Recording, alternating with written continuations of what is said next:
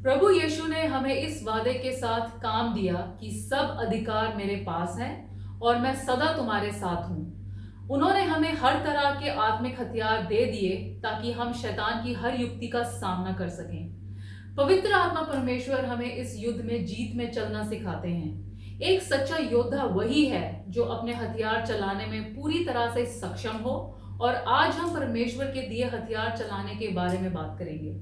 शुरू करते हैं परमेश्वर के वचन से। परमेश्वर का वचन हमने अफसियों के नाम पौलुस रसूल की पत्री उसका 6वां अध्याय उसकी 10वीं आयत से आगे लिया है। यहाँ इस प्रकार लिखा है, इसलिए प्रभु में और उसकी शक्ति के प्रभाव में बलवंत बनो। परमेश्वर के सारे हथियार बांध लो कि तुम शैतान की युक्तियों के सामने खड़े रह सको, क्योंकि हमारा यह मल्लयुद्ध लहू और मांस से नहीं परंतु प्रधानों से और अधिकारियों से और इस संसार के अंधकार के हाकिमों से और उस दुष्टता की आत्मिक सेनाओं से है जो आकाश में हैं। इसलिए परमेश्वर के सारे हथियार बांध लो कि तुम बुरे दिन में सामना कर सको और सब कुछ पूरा करके स्थिर रह सको। इसलिए सत्य से अपनी कमर कसकर और धार्मिकता की झिलम पहनकर और पांवों में मेल के सुसमाचार की तैयारी के जूते पहनकर और इन सब के साथ विश्वास की ढाल लेकर स्थिर रहो, जिससे तुम उस दुष्ट के सब जलते हुए तीरों को बुझा सको। और उद्धार का टोप और आत्मा की तलवार जो परमेश्वर का वचन है ले लो। हर समय और हर प्रकार से आत्मा में प्रार्थना और विनती करते रहो, और इसीलिए जागते रहो कि सब पवित्र लोगों के लिए लगातार विनती किया करो। परमेश्वर के वचन को पढ़े और सुने जाने से आशीष हो। आमीन। प्रभु यीशु द्वारा हमें बदल दिया गया है और हम स्वर्ग राज्य के अनुसार कैसे चलें ताकि शैतान का नहीं बल्कि परमेश्वर का अधिकार हम पर सदा बना रहे। दूसरा कुरिन्थियों उसका 5वां अध्याय 17वीं आयत में पौलुस रसूल कहते हैं, जो प्रभु यीशु में है वो नई सृष्टि है। देखो पुरानी बातें सब बदल गई हैं और सब कुछ नया हो गया है। मेरे अंदर ये नहीं कि सिर्फ एक हिस्सा बदल जाए और बाकी सब कुछ वैसे का वैसा ही चलता रहे। सारा कुछ बदलना पड़ेगा, माइंड, हार्ट, सोल, बॉडी, सब कुछ। रोमियो 12:2 में भी ये कहा गया है। पौलुस रसूल कहते हैं, इस दुनिया के अनुसार मत चलो, लेकिन प्रभु यीशु में बदलते जाओ, अपने मन को बदलो। स्वर्ग राज्य के अधिकारी बनने के साथ मुझे वो राज्य, स्वर्ग राज्य माइंडेडनेस करनी पड़ेगी। मेरा मन विचार उसके अनुसार होंगे, इस दुनिया के अनुसार नहीं हो सकते। मुझे इसमें से निकलना पड़ेगा। मत्ती 6:24 में प्रभु यीशु कहते हैं, तुम परमेश्वर और शैतान को दोनों को इकट्ठे सेवा नहीं कर सकते। इस माइंडसेट में फर्क क्या है? मार्कुस 6:34 से 42वीं आयत में अगर हम देखें, स्वर्ग राज्य के जो विचार हैं वो दया के विचार हैं, वो वर्ल्डली माइंडसेट के तरह नहीं है। जो संसारिक माइंडसेट है वो कहता है, जैसे 36-37वीं आयत में चेले प्रभु यीशु से कहते हैं कि इन लोगों को भेज दो ताकि ये कहीं जाके खाना ढूंढ लें। हम कहाँ से जाएंगे? एक साल का जो वेजेस है वो खर्चा हो जाएगा इनको खाना लाने के लिए। और फिर 41वीं आयत में जो स्वर्ग राज्य का विचार माइंडसेट है वो परमेश्वर की तरह स्वर्ग में देखता है, उनकी आशीष, उनकी इंटरवेंशन ढूंढता है ताकि जो 5 रोटियां और 2 मछलियां हैं उनको इतना बढ़ा दिया जाए। स्वर्ग राज्य इस प्रकार काम करता है। शैतान हमें अपने सिस्टम, जो उसका इस दुनिया का सिस्टम, उसी में रखना चाहता है जिसमें कमी है, शक है, अविश्वास है। लेकिन जो नया मन पाते हैं हम, वो हमें इससे बाहर निकालता है और तूफान में से, किश्ती से निकलकर पानी पर चलने के लिए बाध्य कर देता है। मार्कुस 3:21वीं आयत में प्रभु यीशु के भाइयों ने उसे देखा सब कुछ और चमत्कार करते हुए, लेकिन उन्होंने उन पर विश्वास नहीं किया और उन्होंने ये कह दिया, he is out of his mind, कि ये मंदबुद्धि हो गया है। जो मेरे एक दोस्त हैं, उन्होंने जाना था, यहाँ फंसे हुए थे 5 महीने से ऑस्ट्रेलिया जाने के लिए। उन्होंने कहा प्रार्थना कुछ ऐसा हो मेरी फ्लाइट हो जाए। हमने कहा प्रार्थना करो, परमेश्वर सुनेंगे। और उनका भी विश्वास नहीं था, उन्होंने प्रार्थना की। अचानक 5 फ्लाइट लागू हुई, जिसमें से 2 तो बाद में कैंसिल ही हो गई। 3rd फ्लाइट में वो ऑस्ट्रेलिया पहुंच गए। अगर हम विश्वास रखते हैं तो परमेश्वर उत्तर देते हैं और फिर अंधेरे की ताकतों पर हम जय में चलते हैं। लूका 8 की 23 से 31 में आयत में अगर हम देखें तो प्रभु यीशु ने वो तूफान को और जो पानी जो समुद्र में लहरें उमड़ रही थी उन्हें डांट दिया और सबको शांति हो गई। फिर वो गैडरिन्स के रास्ते इलाके में उतरे और जहां एक इंसान के अंदर एक लीजन दुष्ट आत्माएं घुसी हुई थी और दुष्ट आत्माएं उनसे प्रार्थना करने लग गई कि हमें वो अबिस में उस अंधेरे की कैद में मत भेजो। यूहन्ना 14 की 12 में हम देखते हैं प्रभु यीशु की जो एश्योरेंस है बिल्कुल क्लियर है। वो कहते हैं मेरा जो मुझ पर विश्वास करेगा, जो काम मैं करता हूं वो भी करेगा, बल्कि इससे भी बड़े काम करेगा जो मैं करता हूं। मार्कुस 16 की 20 में हम देखते हैं चेलों को प्रभु यीशु ने भेजा और वो चले प्रचार करते हुए और प्रभु उनके साथ काम करते रहे और वचन की पुष्टि करते रहे चमत्कारों और चिन्हों के द्वारा। प्रेरितों की पुस्तक 3 अध्याय 1 आयत, पतरस रसूल और यूहन्ना नबी जाते हैं यरूशलेम के मंदिर के अंदर। वहां पर फिर वो देखते हैं जन्म से अंधा है, जो जन्म से लंगड़ा है, जो बेगर है। वहां पर उसकी तरफ देख के वो पतरस कहते हैं अपनी बड़ी फेमस स्टेटमेंट कि मेरे पास चांदी और सोना तो नहीं है, जो मेरे पास है वो मैं तुम्हें दिए जाता हूं। यीशु नासरी के नाम पर उठ और चल, और उसे चंगाई मिल गई। उसे चंगाई देने के बाद में फिर वो मंदिर में जाकर प्रचार करते हैं। प्रेरितों की पुस्तक 4 अध्याय 13 आयत में जो चीफ प्रीस्ट हैं और जो यहूदी एल्डर्स हैं, सनहेड्रिन के मेंबर हैं, सब हैरान रह जाते हैं उनकी इस बोल्डनेस और प्रचार के बारे में सुनकर। और फिर देखते हैं ये तो अनपढ़ लोग हैं, अनट्रेंड हैं, कहीं इन्होंने सेमिनरी, कहीं कोई एजुकेशन नहीं ली है, तो ये किस प्रकार ऐसे बोल रहे हैं। फिर लिखा है उन्होंने ये महसूस, वो जान गए कि ये प्रभु यीशु के साथ रहे हैं। प्रभु यीशु के साथ रहना हमारा सब कुछ बदल देता है और ये बिल्कुल क्लियर हो जाता है कि हमें क्या करना है।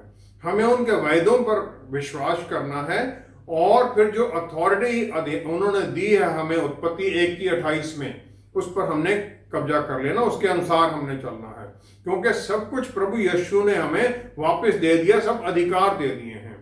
और नई सृष्टि के द्वारा हम जो हमारी संसारिक कैपेबिलिटी है, क्वालिफिकेशन है, उस सब से हम ऊपर उठ जाते हैं।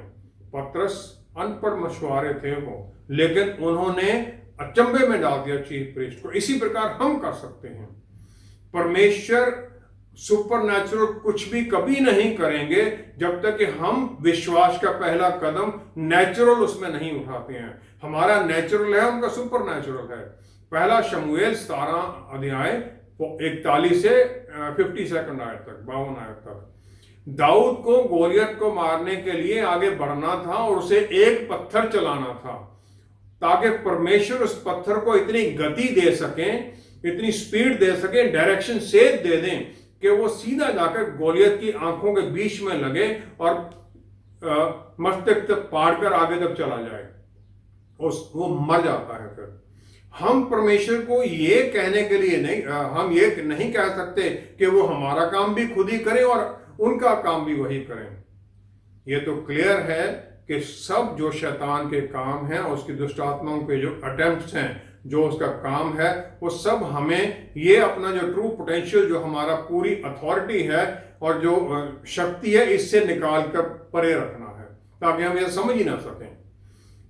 परमेश्वर, पिता परमेश्वर जो स्वर्ग में है, वो शैतान के कामों को जानते हैं और उन्होंने इसीलिए इस आत्मिक लड़ाई के लिए हमें आत्मिक हथियार दे दिए हैं। लेकिन जो हारा हुआ दुश्मन होता है और ज्यादा खतरनाक हो जाता है, फिर वो रिवेंज के एटीट्यूड से आता है। गलातियों की पुस्तक 1 अध्याय 16-17 आयत में पौलुस रसूल वो चमत्कार पाते हैं परमेश्वर प्रभु यीशु द्वारा चुने जाने के बाद दमिश्क के रास्ते के ऊपर। वो कहते हैं मैं फिर किसी लहू या मांस, किसी आदमी से बात करने के लिए नहीं गया, लेकिन वो अरेबिया के डेजर्ट में चले जाते हैं ताकि परमेश्वर के साथ रहें। आत्मा के द्वारा फिर वो सीखते हैं सब कुछ और फिर इसीलिए वो ऐसे अद्भुत काम कर सके क्योंकि उन्होंने परमेश्वर की आवाज को सुना और जो उन्हें आत्मा के द्वारा सुनाई गई।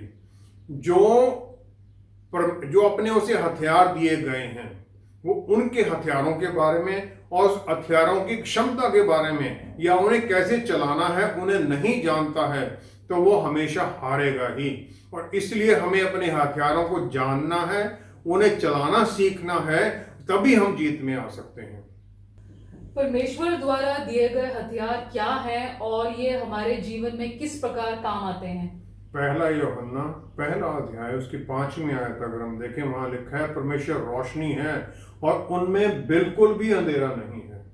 यूहन्ना 1:4 में लिखा गया है, वचन में जीवन था और वो जीवन मनुष्यों की ज्योति था। जो ये रोशनी है, ये विश्वासियों के मन में पवित्र आत्मा के रूप में चमकती है। और फिर शुरू में ये रोशनी इस प्रकार होती है कि इतनी की रोशनी है कि हमें रास्ता दिखा सके। जैसे कि रात को हम 0 वॉट का एक बल्ब जला के रख देते हैं, उतनी रोशनी हमारे लिए ठीक है कि हम रास्ते में चल सकें। लेकिन यूहन्ना 10:10 में प्रभु यीशु का वायदा है कि मैं तुम्हें बहुतायत का जीवन देने के लिए आया हूं, और वो बहुतायत का जीवन वो 0 वॉट के बल्ब में नहीं हो सकता है। जितनी हम नजदीक परमेश्वर के जाते हैं, क्योंकि वो रोशनी है, वो स्रोत है रोशनी का, उतना हम भी रोशनी से भरे जाते हैं। और जितनी हमारे भीतर रोशनी और ज्यादा बढ़ती है, उसके साथ हमारा जीवन भी उसी प्रकार बदलता जाता है। हम बल पाते हैं और अधिकार में चलने लग जाते हैं। इसी नजदीकी में हमें फिर परमेश्वर तैयार करते हैं और वो सब हथियार दे देते हैं जो हमारे लिए आत्मिक युद्ध के लिए जरूरी हैं। और फिर उन हथियारों के साथ हम परमेश्वर के बल में युद्ध के लिए चलते हैं। अफसियों का 6 अध्याय 13वीं से 18वीं आयत तक जो हमने पढ़ी थी, पौलुस रसूल वहां पर इस युद्ध के हथियारों का वर्णन करते हैं। जो ये आर्मर हमें दिया गया है, ये इसलिए है कि हम उस जो दुष्टता का समय है उसका सामना कर सकें और सब कुछ करने के बाद में स्थिर रह सकें। इसमें 5 हथियार हैं। जो पहले जो सर को, मतलब माइंड, जो विचार हैं, उनको ढकता है, जो टोप है, और हार्ट को ढकता है, जो हमारी इच्छाएं हैं और भावनाएं हैं। और फिर कमरबंद जो है, ये हमारी जो लस्टफुल डिजायर्स हैं, सेक्सुअल डिजायर्स हैं, उनको पवित्रता की तरफ लेके आता है। और इसी के ऊपर फिर हम बाकी सारे हथियार टांगते हैं। अगर हमारा वो कंडक्ट गलत है तो बाकी सारे हथियार भी नकारा हो जाते हैं। फिर जूते दिए जाते हैं ताकि हम धार्मिकता के रास्तों पर चलें और जो ट्रैप, जो खड्डे खोद रखे हैं शैतान ने, उनसे हम बच कर रहें। फिर हमें ढाल दी गई है विश्वास की, जो हमें सुरक्षा देती है। जो आत्मा की तलवार है वही एक हथियार है जो आक्रमण के लिए है, और ये परमेश्वर का वचन है। और इस तलवार को हम हर दिन वचन को पढ़ने के द्वारा, परमेश्वर के साथ तो फेलोशिप के साथ, उस वचन को समझने के द्वारा, फिर उस वचन को अपने जीवन में ढालने के द्वारा, ताकि हमारे जीवन को बदले, हम इस तलवार को हर रोज फिर तीखा करते रहते हैं। और फिर ये वचन परमेश्वर हमारे मनों पर लिख देते हैं। जो पहले 4 हथियार हैं, हेलमेट जो सिर पर पहनते हैं, ये गर्ल जो इधर बांधा हुआ है, ब्रेस्टप्लेट जो पूरा इधर है, और जूते, ये हमारे मन को, विचारों को, इमोशंस को, भावनाओं को, और हार्ट को, जिसमें इच्छाएं हैं, और पवित्रता कंडक्ट में। और फिर हमारा चाल चलन, जो जूते हैं, चलना भी हमारा सही हो। और फिर हम आत्मा के कंट्रोल के अनुसार उनकी आज्ञाकारिता में चलने के लिए हमें ये दिए गए हैं। भजन संहिता 18 अध्याय उसकी 2री आयत, वहां लिखा है, यहोवा मेरी चट्टान और मेरा गढ़ और मेरा छुड़ाने वाला है, मेरा ईश्वर मेरी चट्टान है जिसका मैं शरणागत हूं। वह मेरी ढाल और मेरी मुक्ति का सींग और मेरा ऊंचा गढ़ है। परमेश्वर ये सब कुछ बन जाते हैं जब हम विश्वास में उनके चलते हैं, उनकी शरण में आ जाते हैं। जो आत्मा की तलवार है, ये हर रोज तीखा करने से जरूरी है। और ये हम वचन को पढ़कर, उसके ऊपर मनन करके और उसके अनुसार अपने जीवन को ढालकर चलते हैं, जो कि पवित्र आत्मा परमेश्वर द्वारा होता है। अगर हम ये नहीं करते हैं तो हम हथियार की कीमत ही नहीं मानते हैं। और अगर किसी भी हथियार को काफी देर तक ना संभाला जाए, उसमें जंग लग जाता है और वो नष्ट होने लग जाता है, पूरी तरह काम नहीं करता है। इसके जो अगला हथियार है, सबसे ज्यादा पावरफुल जो है, वो है प्रार्थना। और ये प्रार्थना है पवित्र आत्मा परमेश्वर की अगुवाई में परमेश्वर के सामने आना, और फिर उनके सामने उनकी सुरक्षा में वो बल पाना। हर दिन, हर रोज हमारी प्रार्थनाएं उसी समय इफेक्टिव हो सकती हैं, उसी समय बल से भरी जाती हैं जब हम आत्मा के द्वारा एक नजदीकी रिश्ते में हैं। नजदीकी रिश्ता किसके साथ है? हमारे दो इंटरसेसर हैं। एक तो पवित्र आत्मा परमेश्वर है जो हमारे साथ यहां पर हमें प्रार्थना करना सिखाते हैं, हमारे लिए प्रार्थना करती हैं कराहने के द्वारा। और दूसरे इंटरसेसर हैं प्रभु यीशु जो स्वर्ग में पिता परमेश्वर के सामने हमारे लिए वो एडवोकेट हैं। तो हम इन दोनों के द्वारा फिर पिता परमेश्वर के साथ भी सहभागिता में आ जाते हैं। रोमियो की पुस्तक 8वां अध्याय 37वीं आयत, फिर ये लिखा गया, वहां पर पौलुस रसूल कहते हैं, इन सब बातों में हम विजय से कहीं आगे हैं। किसके द्वारा? जिसने हमसे प्यार किया, हम उसके द्वारा विजय से कहीं आगे हैं। और ये जो विजय है ये परमेश्वर में उनके पुत्र के द्वारा है। पहला जो इमोशन, जो पहली फीलिंग आई थी इस दुनिया में पाप के बाद, वो डर था। और इस डर ने फिर आदम और ईव को अपने आप से भी दोनों से दूर कर दिया और परमेश्वर से भी दूर कर दिया और एक छिपने लग गए। वो जो शैतान हमारे मन में ये विचार डालता है, जो कि फिर वो गढ़ बन जाती हैं, वो यही है। डर है हर चीज का डर। डर एक डॉक्टर की रिपोर्ट का, डर के हम कर्जा किस्त कैसे उतारेंगे, डर बच्चे की एडमिशन होगी या नहीं होगी, अनगिनत डर, बाहर निकलूंगा कहीं कोरोना ना हो जाए, तरह तरह के डर। पहला यूहन्ना 5वां अध्याय 18वीं आयत में हमें यह एश्योरेंस दी है कि परमेश्वर उन लोगों को संभालते हैं जो उनमें नया जन्म पा चुके हैं। जो हम नया जन्म पाए हुए हैं उन्हें परमेश्वर संभालते हैं, और फिर शैतान उन लोगों को छू भी नहीं सकता है। पहला यूहन्ना 5वां अध्याय 4-5वीं आयत, हमारे लिए एक ही तरीका है शैतान को हराना, और वो है विश्वास में। और विश्वास किसका? कि प्रभु यीशु परमेश्वर के पुत्र हैं। और इसी विश्वास में सब कुछ फिर चलने लग जाता है और सब हथियार पूरी तरह काम करते हैं। पहला कुरिन्थियों 15वां अध्याय 57 आयत, परमेश्वर हमें जीत देते हैं प्रभु यीशु के द्वारा। और फिर प्रभु यीशु कहते हैं यूहन्ना 16:33 में कि इस दुनिया में तुम्हें क्लेश होंगे, लेकिन डरो मत, मैंने इस दुनिया पर जय पाली है। और फिर इस विश्वास में कि प्रभु यीशु परमेश्वर का पुत्र है और उन्होंने जय पाली है, हम भी इस जीत में चलने लग जाते हैं। तो सब हथियार हमारे लिए काम करते हैं और हम जीत में बने रहते हैं। इतनी सारी आशीषें हमें मिली हुई हैं, फिर भी हमारी प्रार्थनाओं का उत्तर मिलने में इतना समय क्यों लगता है? पुराने नियम में जो इजरायली लोग थे उनकी तरह हमने भी एक कनान एटीट्यूड बना लिया है। वो कनान एटीट्यूड क्या है? हमने एक अपना परमेश्वर बना लिया, हम उसके सामने एक भेंट लेके जाते हैं, फिर हम ये कहते हैं हमने भेंट तुझे दे दी है, तेरी रिक्वायरमेंट पूरी होगी, अब मेरा काम कर दे। परमेश्वर ने उत्पत्ति पहले अध्याय में 29-30वीं आयत में सब कुछ बनाने के बाद में पूरा अधिकार, हर चीज पर अथॉरिटी, डोमिनियन हमें दे दिया कि इंसान हर चीज पर अधिकार जमाएगा। उत्पत्ति 2 अध्याय 3 आयत में 7वें दिन पर परमेश्वर अपने पूरे किए गए काम को देखते हैं, उसके बाद आराम करते हैं, सबत हो जाता है। यूहन्ना 20:28 से लेकर 30वीं आयत तक सलीब के ऊपर शाम की जो कुर्बानी का समय, जो 3 बजे का समय होता है, परमेश्वर के पुत्र ने वचन में लिखा है, जब उन्होंने ये देखा कि सारे काम पूरे हो गए हैं, मतलब शैतान के सारे काम खत्म कर दिए गए हैं, तो उन्होंने जो उनके बारे में पहले भविष्यवाणी की गई थी उसे पूरा करने के लिए वो कहा मैं प्यासा हूं, और फिर उन्होंने ये कह दिया पूरा हुआ, और उसके बाद में अपनी आत्मा को परमेश्वर के सामने समर्पित कर दिया और मंदिर का पर्दा ऊपर से नीचे तक फट गया। मार्कुस 16वां अध्याय 15 से 20वीं आयत तक जी उठने के बाद में प्रभु यीशु अपने चेलों को वो काम देते हैं कि जाओ वचन का प्रचार करो। फिर उन्हें वो अधिकार देते हैं शैतानी ताकतों पर, नई भाषाएं बोलने का, सांपों और बिच्छुओं का सर कुचलने का, बीमारों को चंगाई देने का। और फिर जब उन्हें उठाया जाता है, चले जाते हैं, वो यहां से स्वर्ग में चले जाते हैं, परमेश्वर की दाहिनी ओर बैठ जाते हैं, लेकिन वो चेलों के साथ काम करते रहते हैं, पुष्टि करते हैं वचन की। हम भी इसी प्रकार धरती पर काम के लिए निकलें ताकि शैतान के कामों को हम तोड़ सकें। वही अथॉरिटी, वही शक्ति जो प्रभु यीशु ने हमें दी है। और फिर हमारे साथ प्रभु यीशु भी वचन की पुष्टि करते हैं वो चमत्कारों चिन्हों के द्वारा। मत्ती 4 8-9 आयत में प्रभु यीशु को शैतान इस दुनिया के सारे राज्य दिखा देता है।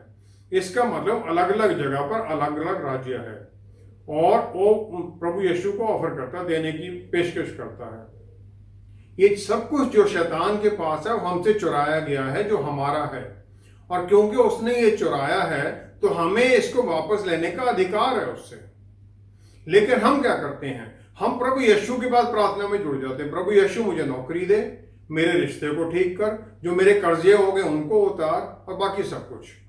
ये इस प्रकार हो जाता है कि लूटा तो मुझे किसी और ने और मैं लड़ रहा हूं किसी और के साथ कि मेरे पैसे वापस कर। उन्होंने हमें अधिकार दे दिया है कि सब कुछ तुम शैतान से वापस ले लो। मत्ती 16 आयत में उनकी जो ये अधिकार है बिल्कुल क्लियर है।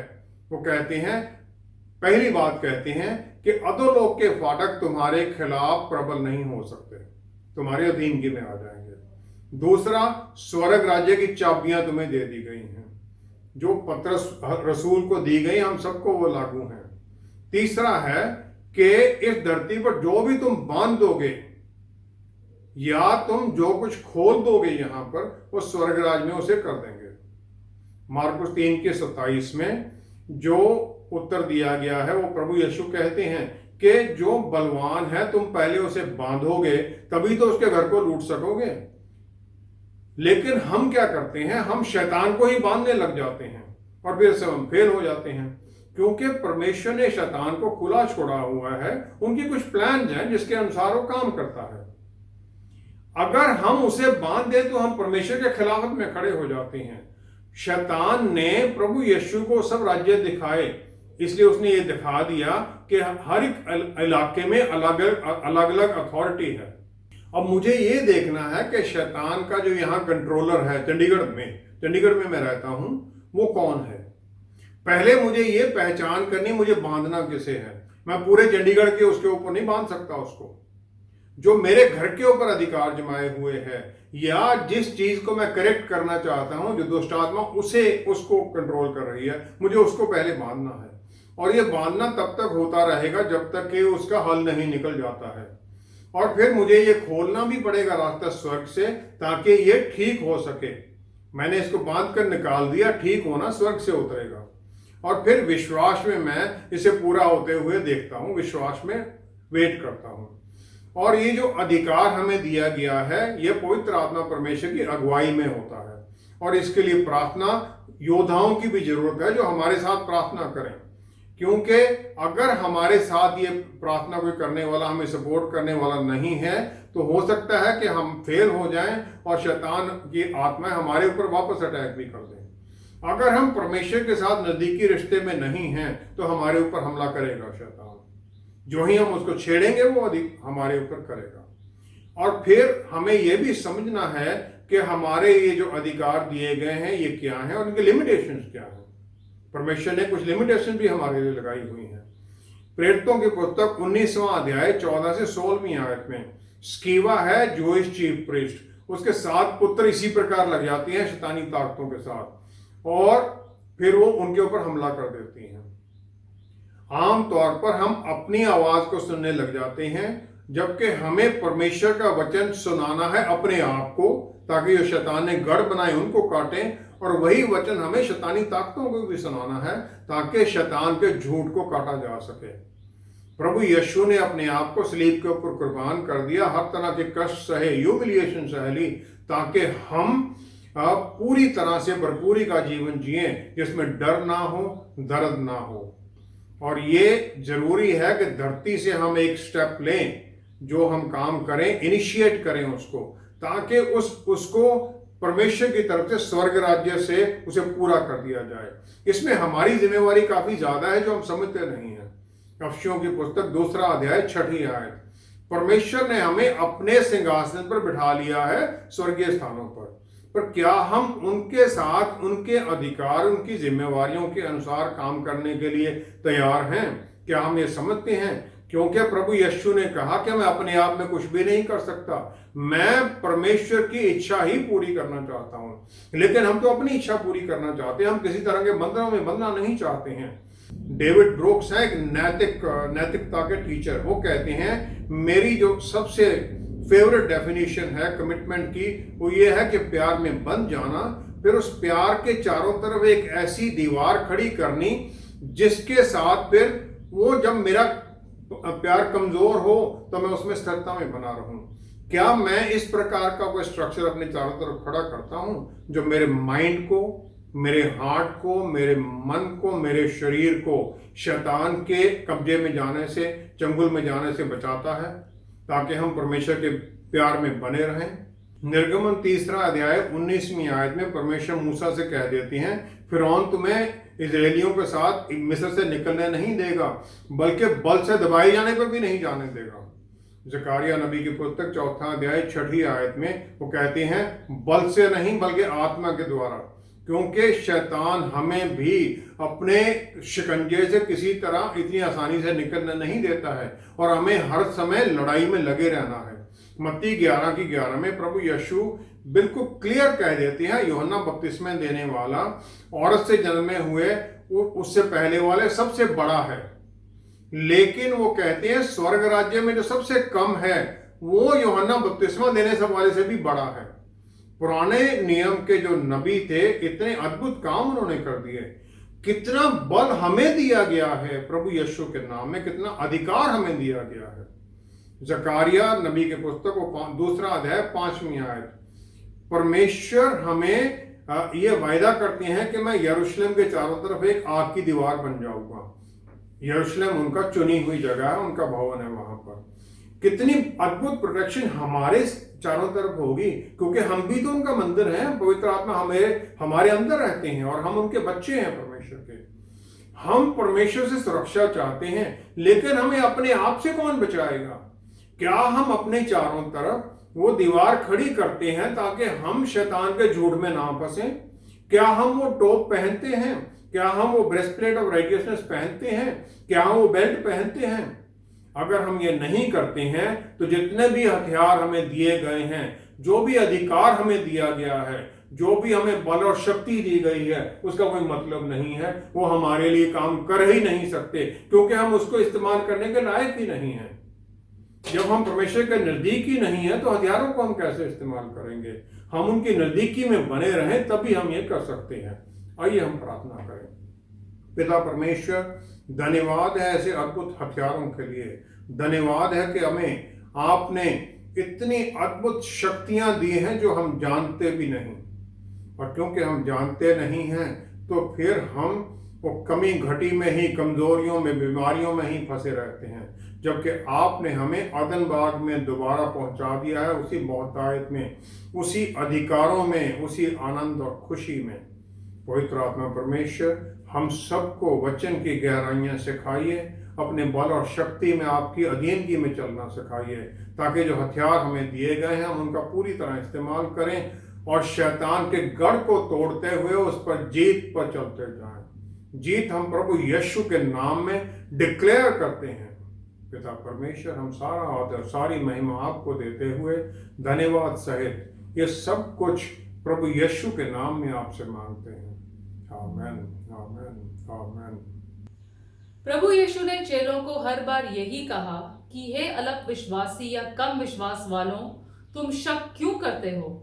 प्रभु ने कभी भी ये नहीं सोचा कि जो मैं कहता हूं पूरा नहीं होगा। परमेश्वर का वचन जब भी बोला गया तो वापस व्यर्थ नहीं जा सकता, फिर उस वचन को बोलने वाला कोई भी हो। और हमारी लड़ाई सिर्फ इस जीवन में ही नहीं बल्कि अनंत काल तक हमारे जीवन पर असर डालेगी, और हमें साथ साथ दूसरे लोगों को भी अंधेरे से निकालना है। इसी में हमारी जीत है। हमारे साथ एक बार फिर जुड़ने के लिए आपका बहुत बहुत धन्यवाद। अगले हफ्ते आपसे फिर मुलाकात होगी। Stay blessed. शालोम।